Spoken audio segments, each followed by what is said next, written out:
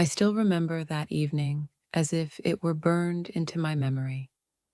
The sun was setting behind our small house, painting the cracked walls orange. I stood in the kitchen, stirring the pot of soup I had been making for my son, Ravi. It was his favorite, lentil soup, just like his late mother used to make. I had worked all day at the small repair shop, my back aching, my fingers trembling. Money was tight, but I wanted to make something warm for him. I tasted the soup. It was bland, yes. I had forgotten to add salt, but before I could fix it, Ravi burst through the door, his face flushed with anger. "Is dinner ready?" he barked. "Yes, Beta," I said softly. "Just a moment." But when he took one sip, his expression darkened. "This doesn't even have salt, Papa." "You can't even make soup, right?" I smiled weakly. "I'll add some now. Don't worry." Before I could reach for the salt, his hand came down hard across my face. The bowl clattered to the floor, soup spilling everywhere. And in that moment, the silence was louder than any words. For a moment, I stood frozen. My cheek burned, but not as much as my heart. My son, the boy I had raised with trembling hands and sleepless nights, had just hit me. He looked shocked at himself, too, but pride wouldn't let him apologize. He kicked the chair aside and shouted, "You can't do anything, right?" No wonder Mom died early. This miserable life killed her. His words stabbed deeper than the slap. He stormed into his room, slamming the door behind him. I stood alone in the kitchen. The spilled soup seeped between the cracks of the floor tiles, and I could only whisper, "I'm sorry, my son. I'll do better next time." But deep inside, something broke that night, a bond I had spent 20 years building. That night, I couldn't sleep. I lay on my thin mattress, staring at the ceiling fan that barely turned. The slap kept replaying in my mind, but along with it came memories, Ravi's laughter as a child, his tiny fingers gripping mine as we walked to school, his excitement when he brought home good grades. After his mother passed away from illness, I did everything I could. I sold my tools to buy his school books. I went hungry some nights so he could eat. And now that same boy had hit me over soup, but I couldn't hate him. I only asked myself, what went wrong? Where did I lose him? The truth was, I had been so busy surviving that I forgot to teach him the value of kindness. The next morning, I wore a scarf to cover the bruise on my face. When I went to the shop, my neighbor, old Mrs. Fernandez, saw me. "Ramesh, what happened to your face?" she asked gently. "Oh, I just slipped in the kitchen," I lied. But she saw through it. "It was Ravi, wasn't it?" I didn't answer. I didn't have to. She sighed. "You've given that boy everything, and now he's forgetting who you are. Don't let him lose his soul chasing this new world." Her words stuck with me. Ravi had changed ever since he got that new job at the city office. He made good money, wore fancy clothes, spoke like he was better than everyone else. Maybe, in trying to give him a better life, I had made him ashamed of where he came from. That evening, I made soup again, with extra salt this time. I waited for Ravi to come home, but he didn't. His phone was off. The table stayed empty, the food grew cold, and the house was silent except for the ticking clock. I sat alone, staring at his empty chair. When I finally heard the gate open, it was past midnight. Ravi stumbled in, smelling of alcohol. "Papa," he mumbled, "you don't need to wait up for me." "I'm not a kid." He walked past me without looking back. I wanted to tell him I wasn't waiting for him to eat. I was waiting to talk. But the words never came out. The next morning, I found a letter on the table, an unpaid electricity bill. I sighed. The money I had saved was already gone, paying off Ravi's new phone and his gym membership. As I stood there, I noticed an envelope stuffed in his jacket pocket. Curiosity got the better of me. It was a salary slip. He earned 10 times what I did. I sat down slowly, the truth sinking in. He had more than enough to help me, but he never did. Instead, every month, I found myself pawning something new. My watch, my old radio, even my wife's gold bangles. Not because he asked, but because I wanted to make sure he never felt poor. Now I realized, maybe I had spoiled him with comfort, but starved him of values. A week later, the landlord came knocking. Ramesh Bhai, it's been 3 months since rent. I can't wait anymore. I begged him for time, promising I'd pay soon. That evening, I tried to talk to Ravi. Beta, can you help me with the rent this month? I'm falling behind. He didn't even look up from his phone. Papa, I've got my own expenses. Don't guilt trip me. Just a little help. He slammed his phone down. You never think of my life. You always want something. I felt small, like a beggar in my own home. When he walked out again, I didn't stop him. I simply sat in the darkness after he left, whispering to myself, maybe I've already lost him. 2 days later, I was at the shop, fixing an old radio when my vision blurred. The room spun, and I fell to the floor. The last thing I heard was my coworker shouting my name. When I woke up, I was in a hospital bed. The doctor said it was exhaustion and malnutrition. Malnutrition? Imagine that, a father starving himself to feed his grown son. They gave me a small bowl of soup. I laughed weakly through the tears. This one had salt. When Ravi finally arrived, hours later, he looked uncomfortable. You should have told me you were sick, he said flatly. I didn't want to bother you, I whispered. He nodded, but didn't meet my eyes. I could tell he wanted to leave, and he did. A few days after I was discharged, a young man came to my shop. He said, Uncle, I'm Ravi's friend from work. He talks about you sometimes. I was surprised. He does? The man smiled. He told us his father was strict and never supported his dreams. That he had to fight for everything he has. I froze. My hands went cold. Strict? I had broken my back for him. The young man continued, but I think he's just hurt. He said he wished you were proud of him. After he left, I sat in silence for a long time. Maybe Ravi's anger wasn't just cruelty. Maybe it was pain, unspoken, misplaced pain. I decided then I wouldn't scold or fight him anymore. I would show him, somehow, that love can heal more than punishment ever could. That evening, I took out an old notebook.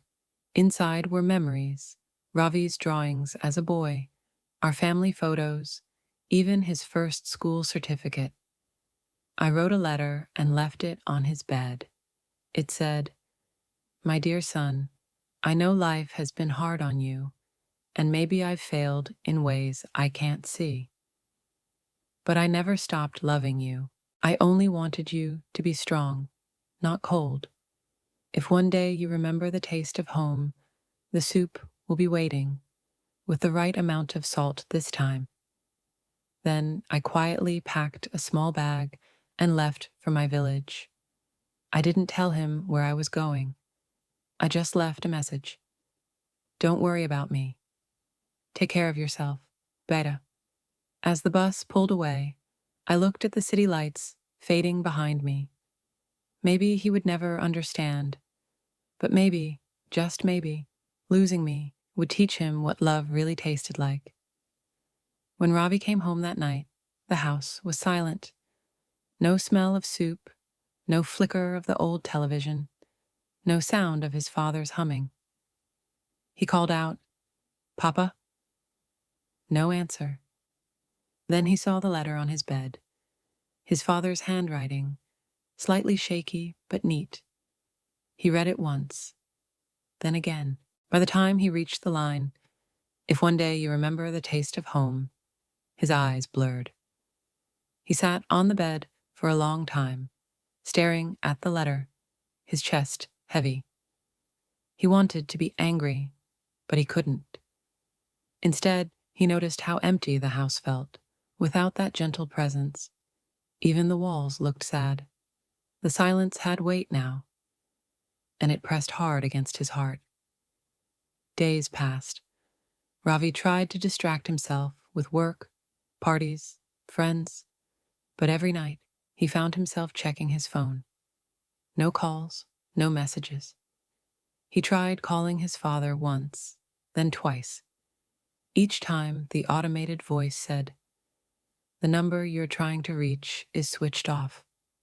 He didn't know where his father had gone. The neighbor, Mrs. Fernandez, only said quietly, "He left with a small bag. Said he needed peace." Ravi felt something break inside. He realized for the first time, peace was something he had stolen from his father long ago. That night, for the first time in years, Ravi ate dinner alone, a bowl of soup, and when he tasted it, he realized he had forgotten to add salt. The soup was bland, almost bitter.